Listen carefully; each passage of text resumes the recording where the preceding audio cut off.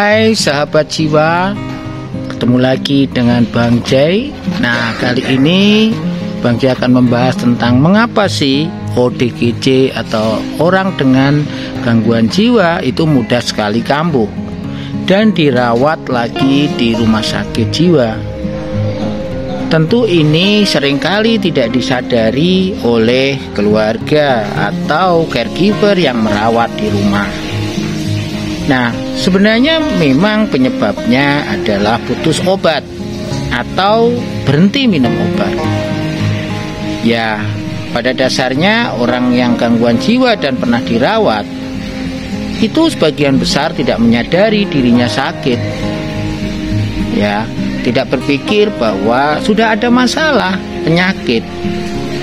Sehingga ketika minum obat beberapa bulan pasca dirawat, seringkali merasakan tanda gejala atau ketidaknyamanannya itu sudah hilang, sudah bisa tidur, sudah nggak ada rasa sedih, cemas, khawatir, marah, ya.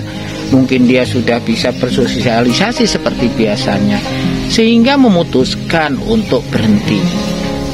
Ya, karena ngerasa sudah sembuh, tapi ketika ditanya bahwa sembuh dari apa, tidak tahu. Ketika ditanya apakah memang ada penyakit atau masalah kesehatan, tidak ada. Tapi bilangnya adalah sudah sembuh atau sudah pulih. Nah, ini tentu menjadi sesuatu yang sangat tidak pas ya ketika ingin menyembuhkan orang dengan gangguan jiwa. Nah, tentu tanggung jawab tenaga kesehatan di rumah sakit yang menyadarkan bahwa ketika ada pikiran sudah sembuh, tentu harus diklarifikasi lagi, sembuh dari apa? Mestinya kan sembuh dari penyakit. Nah, persoalannya adalah banyak orang dengan gangguan jiwa itu tidak menyadari dirinya sakit, tidak menyadari dirinya ada masalah kesehatan. Nah, jika demikian maka harus diberikan pemahaman.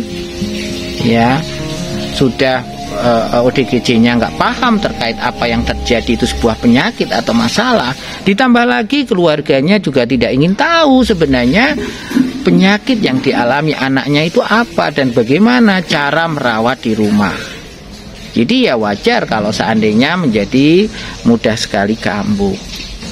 Nah, tentu merasa sudah sembuh itu mestinya ya didasari oleh pemahaman bahwa dia mengalami penyakit, dia mengalami masalah kesehatan namanya gangguan jiwa.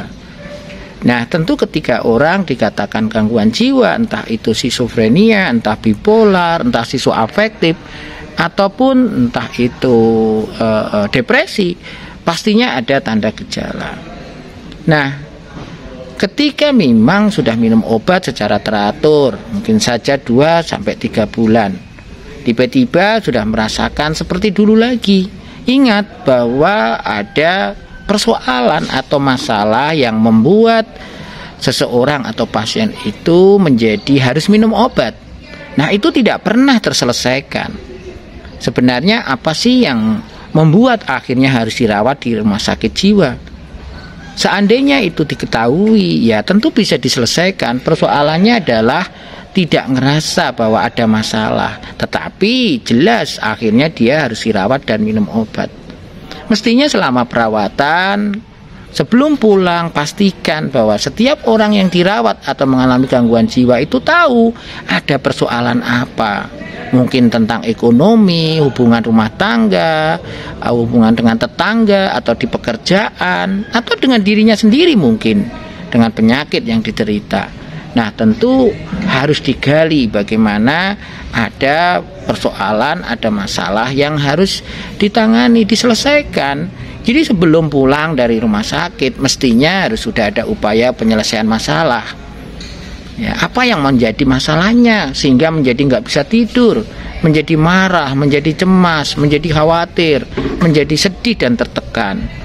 Ketika sudah tahu masalahnya, mestinya tidak bisa dibiarkan menyelesaikan sendiri, harus dibantu. Makanya keluarga pun harus diberi pengertian dan pemahaman bahwa tidak hanya pasiennya saja yang ditangani, tapi juga keluarganya. Artinya ada asuhan keluarga. Ini yang menjadi sering tidak jalan. Yang dirawat ODGJ-nya atau penderita gangguan jiwanya, tapi keluarganya nggak mau berkunjung, bahkan ngambil pulang ketika sudah ada panggilan dari rumah sakit. Tentu ini mempersulit proses kesembuhan dan pemulihan. Tambah lagi tidak menyadari dirinya sakit. Jadi ketika memang ada pikiran sudah sembuh, sudah pulih, tanda gejalanya sudah hilang, ya wajar kalau akhirnya menghentikan minum obat.